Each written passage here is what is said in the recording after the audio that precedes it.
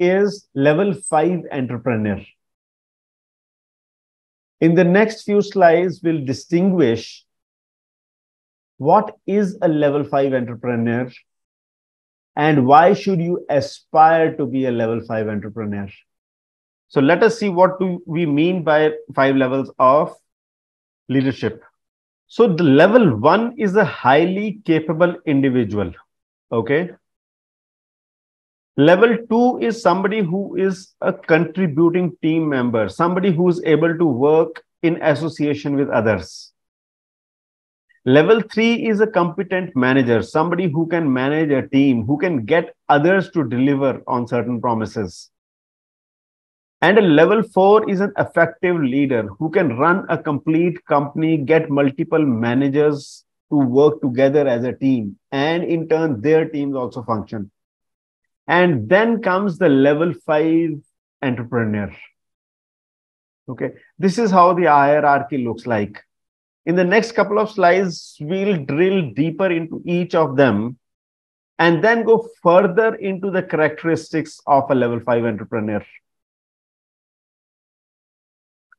So level 1 is a highly capable individual. Invariably, he is an individual contributor to a company, to a business. The characteristics are he is a good talent. Means there are certain skills that he has. There is a certain manner in which he can deliver on his promises. There is a lot of productive contribution that he is to the entire business. And he has got good work habits. He is not somebody who needs to be monitored. He can work on his own and deliver great results. So this is who a highly capable individual is. Let us move to the next one. A contributing team member. He is somebody who works effectively with others. He's got great interpersonal skills. He's got a great bonding with rest of the team members. He is capable of working as a team. Okay. And he seeks directions, the larger directions in which the company is moving, and he is able to maneuver his team such that they are aligned to where the company or the larger business is going.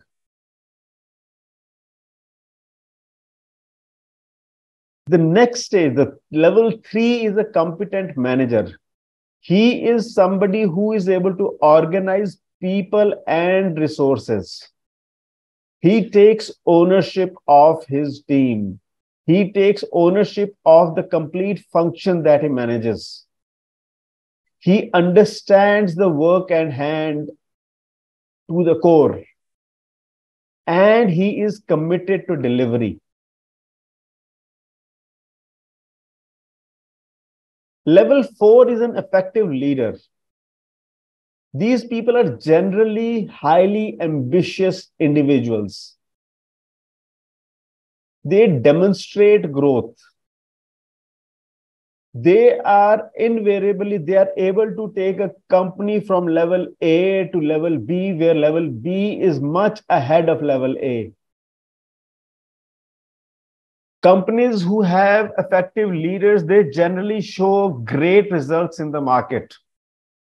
Their stock starts going higher. Their output increases. Their profitability increases. They do a lot of innovative stuff. And they have high performance standards. In the sense, they would not do a shoddy job. They lead from front. They know where the company is going. They know how the industry is growing. They know the competitive scenario. And invariably, they are capable of turning around situations. Very often, they are responsible for turning around the companies. All right. And then comes a level 5 entrepreneur. These are people who lead great companies. They are ambitious for the company and not for themselves. They work to ensure that the company is a great company even after they leave. That means they set up successors for success. So they create a second line of leadership who will be able to take care of the company once they are gone. They are workhorses. And one characteristic that they have is that they select the right people for the right job.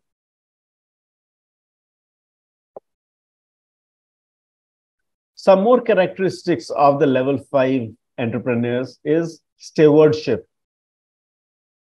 They don't operate as if they are the owners. They operate as if they are there to serve. They are there to serve the company, to the consumers, to the investors, to everybody. Stewardship is something which is very, very visible for a level 5 entrepreneur. They're very humble. And even though they're humble, they are fearless in the market. So they would take the competition in their turf. Humility and willpower is definitely seen for level 5 entrepreneurs. They're modest and willful. So means personally, when you speak to them, they are very reachable, accessible, modest. They will have conversations with you. But when it comes to the market, when it comes to the competition, when it comes to the company itself, they are able to take decisions which are historic decisions, which allow the company to move great heights. And they have unwavering resolve. They're very clear as to where the company is going, and they will create a team ground up, which will help the company achieve what they are up to. All right. The differentiators, as I just shared in the previous slide, they are quiet, humble, modest, reserved, shy, gracious, mild-mannered, and they prefer to be understated. You will not see such entrepreneurs very media savvy. You will not see them in media interviews and debates and panel discussions and the likes. So they are not people who will blow their trumpet, but they are workhorses who will quietly and steadily keep on taking the company from one stage to the next stage. And in their leadership, the companies really perform high. All right. So level 5, two sides of this person, the professional side and the personal side. They're very high on professional will. So they create superb results. In their leadership, invariably, the company gets transformed. The company is already doing good, and we can actually start saying that they are great companies in their leadership. They do not believe in shortcuts, and they have the resolve to do all what it takes. Whether it is putting extra resources, whether it is putting extra time, whether it is cutting down some other part of the business, they will do all what it takes.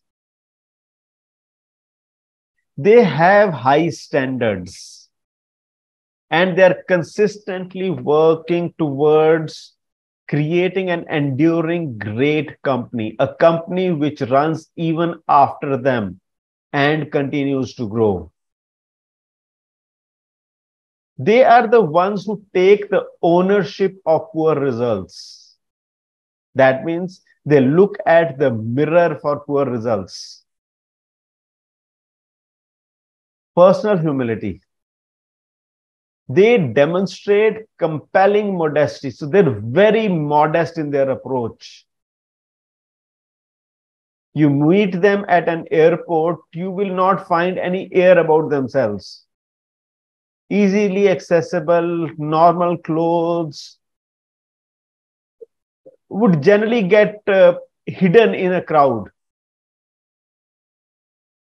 They act with quiet and calm determination.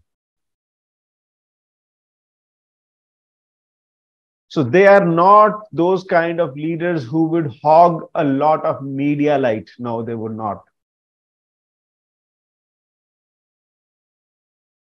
They instill ambition into the company. In the sense, in their leadership, the company becomes highly determined.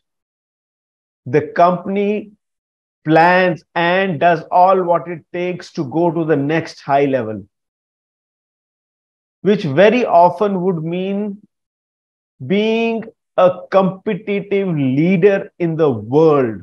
So maybe number one in the world.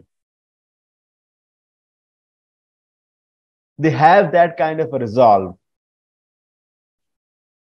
And when it comes to taking credit for success, invariably they would believe or say that it is the good fortune that they've got it. They would not take that they've created it themselves. That's the level of humility that they have.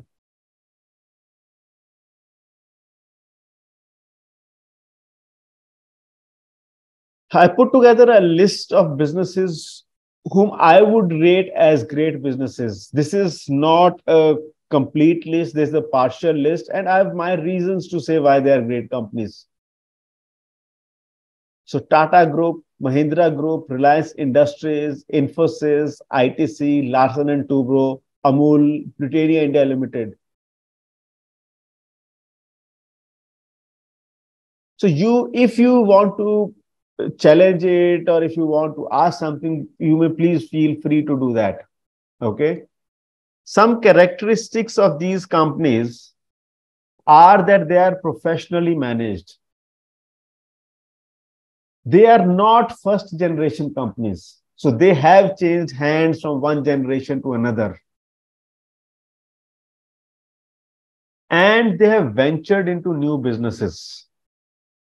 In the process, they have altered the DNA of the company. All right. So whether we look at Tata Group, which is one of the most diversified group of companies in India, or Mahindra, who have consistently grown over the past couple of decades through both acquisitions, so inorganic methods, as well as through organic methods, wherein they have invested in a lot of research and development, getting the new people on board, right? Or if we talk about Reliance Industries, they've seen success. So Reliance Industries, if you look at it, Dhirubhai Ambani started it. And he groomed Mukesh Ambani to become the next leader, and Mukesh Ambani has done a great job at it. Mukesh Ambani has taken the business to the next level, and he continues to do that. He's introduced new industries, he's introduced new businesses, and there is no looking back. Infosys, till a couple of years back, it was the first generation company and have created a mark for themselves. Narayan Murthy did not come from a very affluent family. He was a normal middle class Indian, but he had the resolve to create something which is world class. Today, some of the largest banks globally use Infosys tools. Then ITC. ITC was known for tobacco. They have been able to re-engineer themselves. So today, ITC is known for paper, board, for food products, for FMCG and whatnot. These are brands which they've created ground up. They have believed in organic growth, unlike Mahindra, who have done a lot of acquisitions, inorganic growth. And then we have Larsen and Toubro. Both, it's a professionally managed company, has gone from one leadership to the next leadership, and has consistently delivered world-class results. Amul is a classic story. In the cooperative industry, normally when we think about a cooperative movement or a company with a cooperative backing, we would generally not expect them to be world-class. But in case of Amul, we don't really relate to them as a cooperative. We relate to them as a corporate. We know that if it is Amul, it has to be great. Then we've got Britannia Industries Limited. Britannia Industries still continues to have their headquarters in Calcutta. They've seen multiple generations and have evolved from just a biscuit manufacturer to so many other things, whether those are food-based products based on different categories, right? So they've also ventured into milk-based products, with products which are long shelf life. They started off only in India and today are present in numerous countries across the globe. Some characteristics of these companies are they are professionally managed. They have changed hands from one generation to another. They have ventured into new businesses and they have altered the DNA of the company.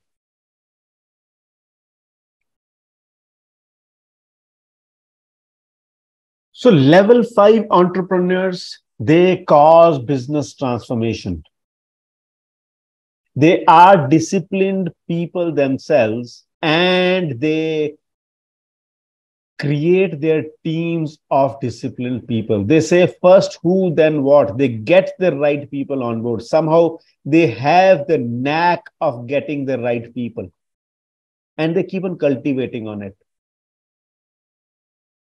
Disciplined thought, they keep themselves away from the business in the sense they confront the brutal facts. They don't just continue doing something because it has been happening for decades or because it was started by the patriarch or it was started by the predecessors. They look at it in a very analytic manner, and where they see that they have to move out of a business, they don't take long to get out of the business.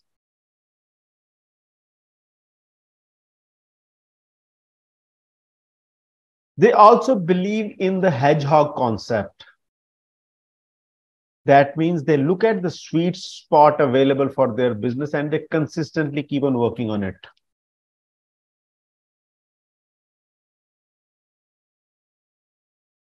And these companies have disciplined action. They have a culture of discipline and they use technology to accelerate the business. They don't use technology just because there is some new technology in the market, but they use technology to serve the company, their customers, and their partners. So these are the people who take the companies from good to great. Okay, it is a consistent cycle of build up and breakthrough in which the first and foremost important thing is they have a level 5 leadership. They invest heavily in their people. So they have first who and then what. They are great at confronting the brutal facts. They work on the hedgehog concept, and they instill a culture of discipline within the organization. And they use technology because technology is going to make a difference to their business. They don't use technology just because technology is there and they have enough funds for it.